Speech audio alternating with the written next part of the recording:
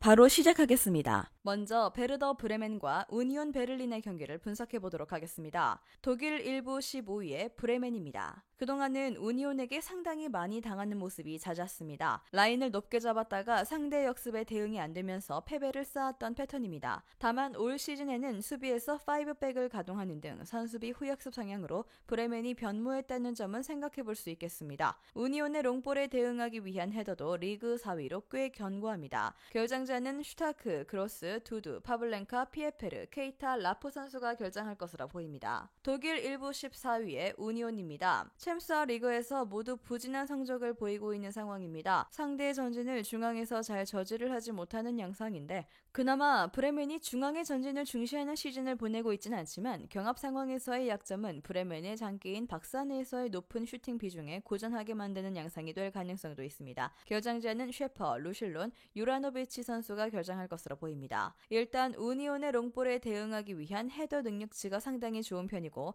그동안 높은 라인으로 인해서 우니온의 역습에 당했던 것에 비해 올 시즌에는 꽤 수비적으로 나서면서 5-3-2 포메이션으로 변환되는 모습도 꽤 자주 보이고 있습니다. 박스 안에서의 슈팅 비중도 꽤 높은 편입니다. 브레멘의 승리를 예상합니다.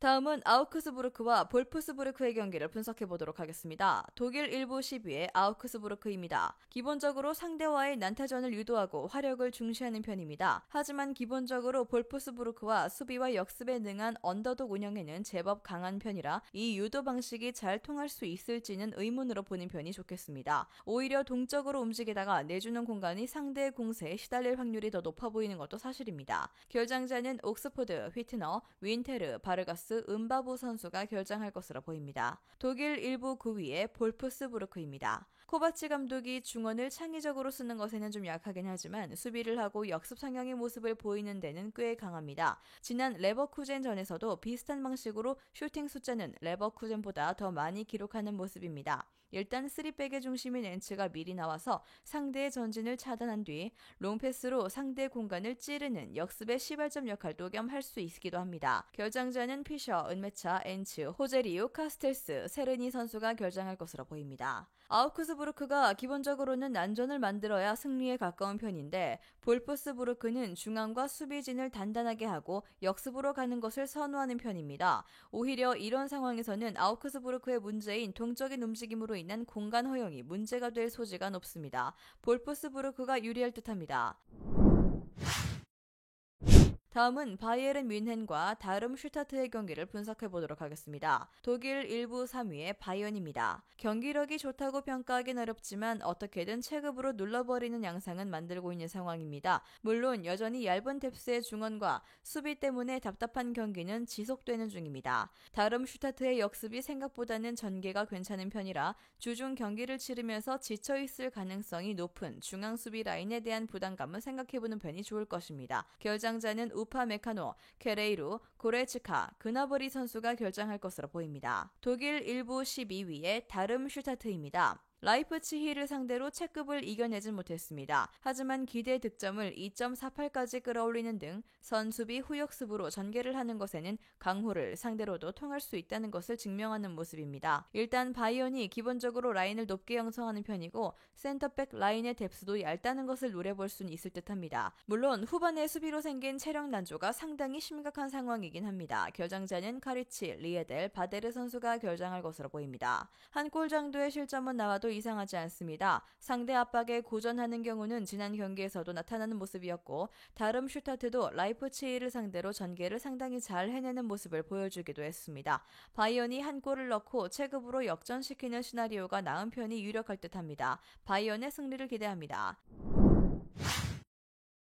다음은 뮌헨 글라트바흐와 하이뎀하임의 경기를 분석해 보도록 하겠습니다. 독일 1부 13위의 뮌헨 글라트바흐입니다. 지난 경기에서 패하긴 했지만 퇴장자가 나오기 전까지는 1대1로 팽팽한 스코어를 유지하는 모습입니다. 일단 올 시즌 극단적인 공격이 아니라 3-5-2로 나름 후방에 많은 선수들을 두는 전술은 제법 성공률이 높다고 할 수 있을 것입니다. 물론 이 경우에는 전방 투톱이 공격을 알아서 해야 한다는 점이 걸리긴 하지만 상대의 슈팅 허용률은 매우 높은 편입니다. 결장자는 라이너, 볼프, 이타쿠라, 지펠, 얀추케, 산체스, 코네, 옴린 선수가 결장할 것으로 보입니다. 독일 1부 11위의 하이덴하임입니다. 공격에서의 효율이나 결정력은 괜찮은 편입니다. 하지만 원볼란치에서 생기는 수비적인 부담은 좀 큰 편이고 철저하게 역습을 주무기로 삼아야 하는 전력상 상대 후방에 많은 선수가 배치되어 있는 경우에는 공략이 어려울 가능성이 높습니다. 상대를 끌어들이느라 생기는 리그에서 5번째로 많은 슈팅 허용은 덤입니다.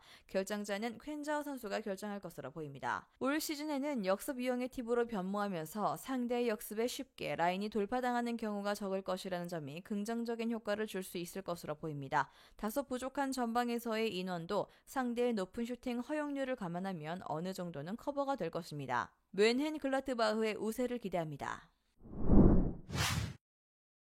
마지막으로 슈투트가르트와 호펜하임의 경기를 분석해보도록 하겠습니다. 독일 1부 2위의 슈투트가르트입니다. 기라시의 이탈이 치명적입니다. 올 시즌 슈투트가르트가 넣고 있는 25골 중 14골이 기라시 발끝에서 나왔으므로 상당히 비상 상태입니다. 중원에서의 짧은 패스의 성공률을 높이면서 이행하는 빌드업 체계에 큰 이상은 없다지만 기라시를 제외하면 팀 내 최다 득점자의 득점이 3골에 불과한 등 공격력에서 기라시의 의존도가 아주 컸다는 점을 생각해봐야 하겠습니다.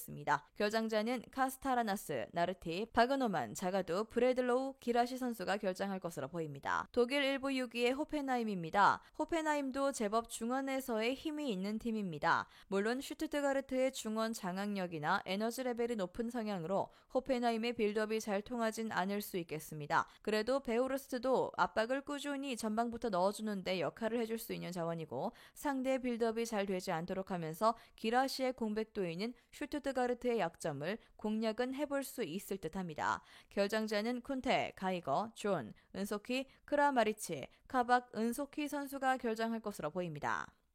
슈투트가르트의 기라시 공백과 호펜하임도 상당히 중원에서의 힘이 뛰어나다는 점을 생각해봐야 할 것입니다. 원래라면 슈투트가르트의 승리를 기대해야 하지만 생각보다 기라시에게 기대는 비중이 높은 슈투트가르트도 제법 답답한 양상에 직면할 수도 있습니다.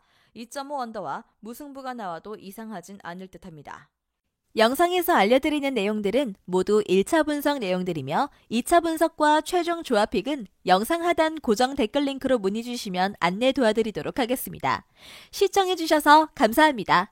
아직도 혼자 분석하고 계신가요? 이슬TV 스포츠 정보방에서는 실시간 스포츠 커넥션을 통한 소통하는 관리 시스템으로 확실한 수익을 전해드리고 있습니다.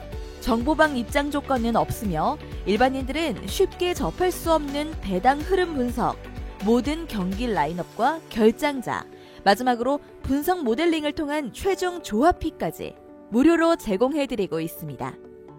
물론 마음에 안 들면 둘러보시고 나가셔도 됩니다. 혼자 하면 단기간으로 수익을 볼 수도 있겠지만 함께하면 장기간으로 꾸준한 수익이 가능합니다. 정보방 무료 참여하시고 꾸준한 수익을 원하시는 분들은 영상 고정 댓글 링크로 문의 주시면 안내 도와드리겠습니다. 늦지 않았습니다.